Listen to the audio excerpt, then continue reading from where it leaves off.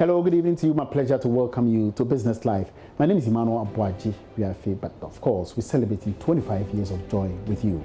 Coming up tonight, oil marketing and LPG marketing companies begin lifting fuel from the Tema port as GCNet and West Blue switch back their managing systems following a standoff on the deployment of a new system, Unipass. Ghana Association of Savings and Loans Companies asks government to channel 600 million cedi stimulus package set aside to cushion small-scale enterprises to its members for disbursement. And insurance expert laments insurers may not be able to meet targets due to underwriting constraints. We bring you details of all these stories plus more in this 30 minutes package, Business Life. Don't go out.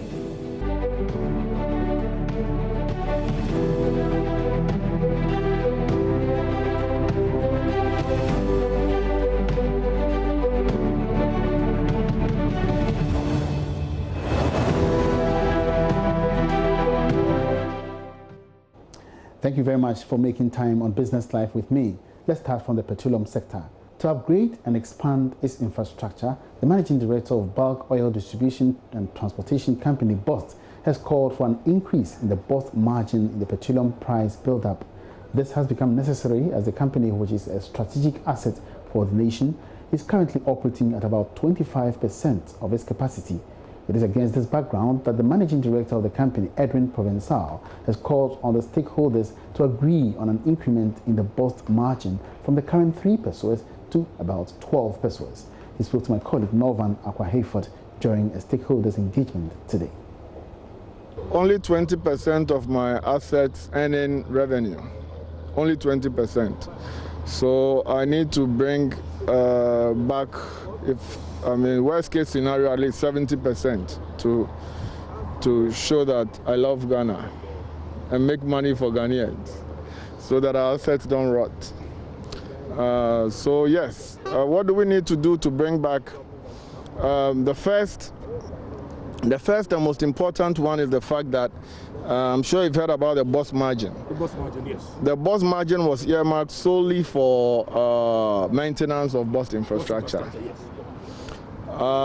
As at 2011, the BOST margin was 3 pesos. 3 pesos was equivalent to $0.0183. Today, the margin is still 3 pesos, and today that dollar value is $0.0005.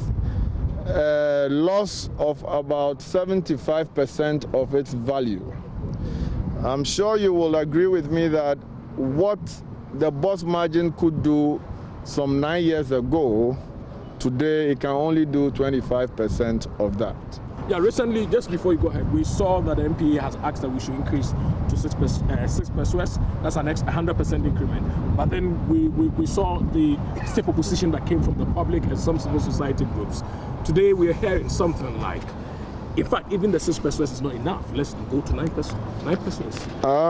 Today, if we are to maintain the same $2011 value, the increment should be 9 pesos to take it to 12 pesos, because the cedi value today, that will give you that $0.0183 is equivalent to 12 pesos.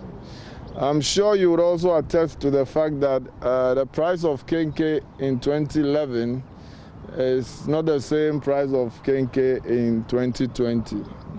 It's the same analogy. So yes, we need 12 pesos to have the same value in 2011. And 12 minus 3, that means that we want 9 pesos more. The Executive Secretary of the Chamber of Petroleum Consumers Ghana, COPEC, Duncan Amwa, has confirmed regular lifting of petroleum has resumed at the Tema ports. This follows a standoff between government and port management organizations, the GCNet and West Blue, which resulted in a switch off of the system. The Chamber earlier noted the situation could affect supply of petroleum products in the coming days. But Duncan Amwa, in an interview with Joy Business after GCNet and West Blue started working again, confirmed the situation now has been reversed. As a matter of fact, we lost the whole of yesterday because we couldn't load fuel. What that means is that stations that were waiting for products would end up not getting the products, and there could be some mild shortages here and there. Again, you're also looking at a situation where COVID-19 is already having a toll on these oil marketing companies. And so any delays in getting them the needed products so that they can make some minimum sale to be able to cover their overheads or operational costs, we are putting a lot more pressure on them. As I speak with you, some are actually laying off workers because it becomes difficult to sustain the kind of costs that the overheads that they bear. We would want to reiterate with government to ensure that whatever SME assistance that they have for SMEs, we do not forget about the oil companies. A lot of them, as we speak, are bleeding. They are having to pay off bank charges and all kinds of costs, even through COVID. When their volumes and sales have reduced drastically, what that means is that they are also not getting as much revenue as they ordinarily would have prior to COVID. So now that they are also taking a huge toll and a huge hit, we will want to impress on government not to forget about them with this SME support and funding so that they can also keep their heads above water and maintain jobs for Ghanaians through all of this. But then if you look at the sector, it's one sector that the product is actually needed anyway. So some people felt that, look, you know what, I mean, yes, this area in terms of petroleum product, they were not one of the areas that were the hardest hit. You are like the telecom sector that, yes, people needed data. Now we've all moved into the data area. You see, these oil companies do have different types of costs, particularly the fixed part of costs, which is rent that they probably would need to pay, water, electricity, overheads or remunerations that they need to pay staff, bank charges and all of them.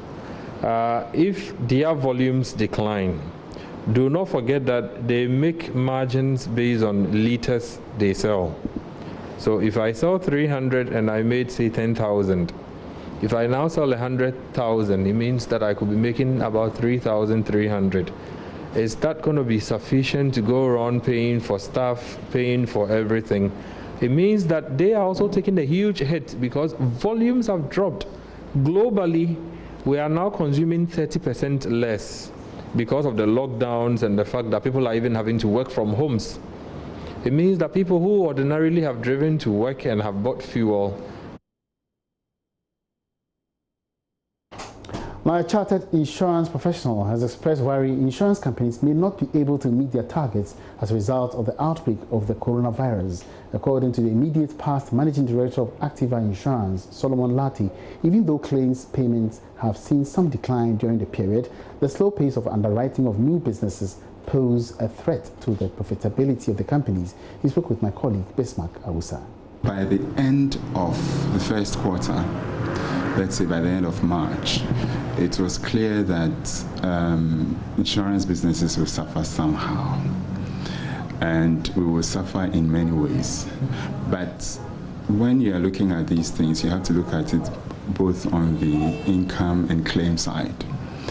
Claims, especially for motor, globally has gone down drastically because there are not too many vehicles on the road, there are no accidents, so loss ratios will be good, which means that profitability could look good at the end of the year. So that's the positive side. The other side is the difficulties that insurance companies will face in terms of operations and in terms of risk or covering of risks. Fortunately, most insurance products have exclusions or exceptions for pandemics like COVID-19. The other side is the property side and the liability side. Okay, so I have a business. What happens to me if, because of COVID-19, people are not working, I can't sell, I will lose profit, I'll lose money, what happens? That is also most of the time it's not covered, it's excluded. So in that instance too, you check your policy to make sure to find out whether you are covered or not. But by the end of the year, I expect that, from where I sit, I expect that premiums would go down a bit because there's not much activity. For instance, construction. Contractors are not working, new plants, etc. are not coming up. Government funding for road projects, etc. are stalling. So that means that the insurance part of it will not come in, which means that by the end of the year, insurance premiums are likely to drop. But how about the claim side? So profitability could be high. However, insurance companies are also paying salaries and fixed costs.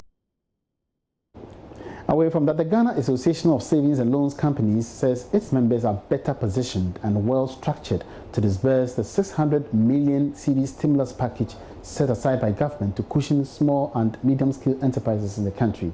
There's more in this report. Speaking to Joy Business, Executive Secretary of the Association, Aboagye-Wiafe, stated that it will be in the interest of the local economy when they are entrusted with the disbursement of the fund.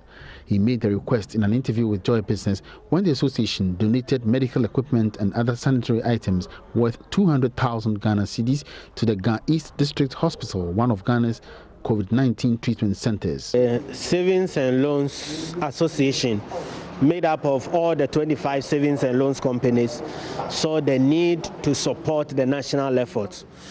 This is our widow's mind to also tell the world that we care about our customers, we care about national efforts, we also care about whatever that will bring improvement in the lives of people, because our customers are very dear to our hearts. Apart from the restructuring of loans that we are giving to some of our customers, apart from some of our customers enjoying reduction in interest rate, and also some of the advisory services we are giving to our customers, we saw that there will be some people who will be outside our customers, and that is those who are taking care of the sick, those vulnerable people and all those things. And so therefore we made this gesture. He reminded the Bank of Ghana to act on the association's request for support for its members. The best place for the government to channel the disbursement of these funds to SMEs. The government was very specific, say that SMEs, small businesses, not even bigger ones. And so, and majority of the populist businesses are in the SME space. We serve over 6 million clients, and majority of them are the SME. And so, if you want to do anything in the SME and you take out the savings and loans, then you are not doing. We've spoken to the central bank. You know, the central bank is our mother body, and therefore, if we are in need of anything, you pass it through the central bank. We are very sure that the central bank is in talks with the government, and we also take this opportunity to also remind the government's commitment to the banking industry. Yes, we are happy of the support the government is giving, but let's take this opportunity to remind the government that as they want to give this stimulus package to businesses, we are the masters in the SME sector. And so if savings and loans companies are left out from the process of disbursing funds to the SME, then you've not done much. The medical superintendent of the Ga East Hospital, Dr. Ebenezer Odru-Mensah, expressed gratitude. These items really needed in the management of patients with COVID. Because we do not need to spend too much time with the patients, these digital or electronic equipment help us facilitate their care. And I'm happy that Savings and Loans Company came to us, asked us what our needs are, and have delivered exactly what we requested for. Let's turn attention to international aviation business now. An aviation expert and medical director of Care Flight Ghana, Dr. Yakubu Akpabiro, says the collapse of South African airline was inevitable given its previous series of bailouts that temporarily kept the airline running. South Africa's National Transport Movement announced a decision to shut down the international airline, and the formation of a new carrier has been reached. The South African government will source 2.2 billion rands funding for severance packages.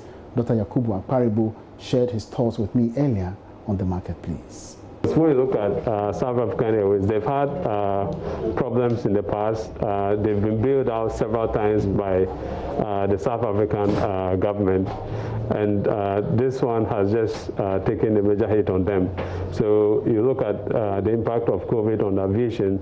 All flights, mostly all flights are grounded except cargo and emergency flights. So South African Airways, if you're unable to fly, you wouldn't make revenue. And then you have employees and all that to take care of. You need to maintain the aircraft as they are even parked. But if the government is not ready to bail them out in order to maintain their staff strength, then definitely that is liquidation or going into administration is just the best way to go.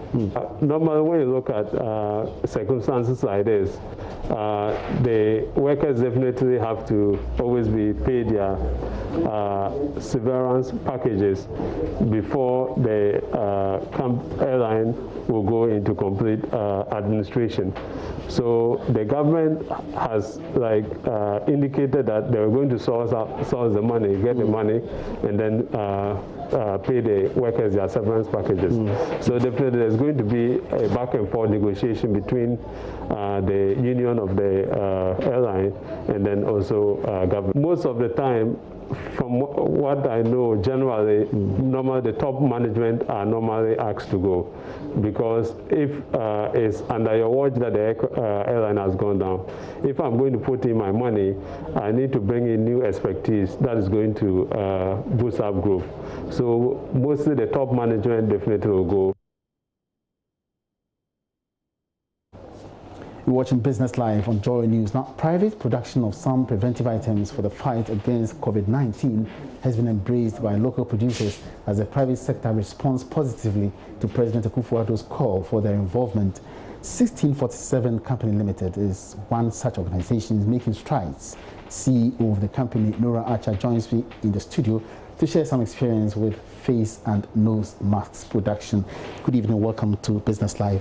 Thank you for having me. Yes. So tell us about what you do. What is the motivation behind all this? So we're an apparel manufacturer, and due to demand of personal protective equipment, we decided to jump in as citizens and begin to produce personal protective equipment for our citizens. We initially started producing face masks, and then as we moved along, we decided to produce the face shields. And so the face shields actually give you full coverage of your mucous membranes, which include your eyes, your nose, and your mouth. I guess you have a... Yes, I have a sample of the face shield, and so this is the face shield. It usually goes over your head, and then as you see me demonstrate, you realize that it has full coverage. We're told that COVID-19 is contracted through your mucous membranes, which is your eyes, your nose, and your mouth. So this actually gives you full coverage. Yes. All right, so who is your clientele base? So we decided initially to start by donating to our frontliners, to the doctors, to the press, to hospitals, because newborns, we noticed that newborns globally in hospitals were given face shields because they could not wear face masks. And so the initial instinct was to help fill in that gap, and so we started out donating. We've also realized that there's been a general demand for face shields, and so as a business we're doing local sales. In the short term, we hope to be able to sell locally and beyond our borders. So you have a production capacity to meet all these demands locally? Absolutely. And we are producing other PPEs. We are producing hospital scrubs, we are producing hospital gowns, and we have a staff strength of about 320. And so we as a company have decided to join in the forefront of the fight against COVID-19. So beyond production of beyond COVID-19, are you still going to be involved in production of PPEs? Absolutely. I mean, this pandemic has actually sent an indication that as Africans and Ghanaians, we need to begin to look inward and to begin to manufacture for our own consumption due to the shortages of PPEs. We've now decided that we're going to take advantage of the situation and become become the leader as far as producing PPEs and exporting to other countries. So where are you located? How can people get access to you? So we are located in Accra. We are off the Kwame Nkrumah Avenue on 47 Kwame Nkrumah Avenue at Abraka. Our phone number is 0246-806-785. Okay. And so if you want to make any inquiries regarding our PPEs, we'll be happy to assist. Thank you very much for coming, Nora Acha. And that was Nora Acha. She's the CEO of 1647 Company Limited, local producers of Thank you for having me. Nose masks and face masks as well as other PPEs. Away from that, leading manufacturer of tissue and paper products, Fond Limited Ghana, says it has recorded increased demand for its products in the wake of the coronavirus pandemic. General Manager of Fond Limited, William Boateng, stated this when the company presented some items worth 30,000 Ghana cedis to the Greater Accra Regional Hospital. There's more in this report. As the country battles the novel coronavirus pandemic, benevolent organizations continue to respond to the President's call for public-private partnerships in the fight against the virus. Fond Limited Ghana, leading manufacturer of tissue and paper products, has donated some products to the Greater Accra General Hospital. According to General Manager of Fond Limited, William Boateng, the move is a civic responsibility and also a time to show that local companies have the capacity to meet demands. As an indigenous manufacturer of these essential hygiene products, we consider it our civic duty to make this donation to assist our health facilities in the fight against COVID-19. Additionally, opportunities like this serve to promote made in Ghana products and also shine more light on the manufacturing industry in Ghana, showing that yes, we can rise to the challenge and ramp up our needs to accommodate the increasing demands of industry. He also reveals the company has seen an increase in demand for their products and are committed to ensuring demand schedules are met. Considering the fact that these are essential hygiene products, the outbreak has suddenly increased demand. Fortunately for us as a company, we have been making investments over the past few years to make sure we can handle this increased capacity. So we are well equipped, and if the hospital needs our assistance further down the line, we are always ready and willing to support. Medical Director of the Greater Accra Regional Hospital, Dr. Emmanuel Srofenyo, noted the donation comes at a time when the facility spends so much in acquiring such products. They have come very handy, and as I said earlier on, much as we try to acquire some of them ourselves and also we get supplies from the government, these are never enough because the needs are ever present. And so therefore, giving us these massive quantities of tissues is something that we highly appreciate for what they have done. And that is why we are thanking them sincerely for the gesture, for the donations. We thank them. You know, we realize that with the advent of this condition, our expenditures have gone up because we have to be procuring a lot of items. And so our expenditures have gone up.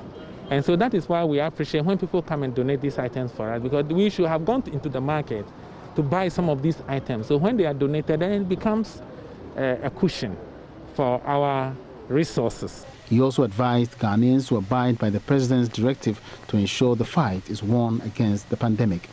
The company also donated to the Ga East Municipal Hospital. And that'll be it for Business Live tonight. Many thanks for your company. There's more business when you log on to our website, myjoyonline.com/business, where we'll bring to you many of the day's news headlines, plus other stories, all making headlines in business. My name is Aboagye-Wiafe. Good to be here.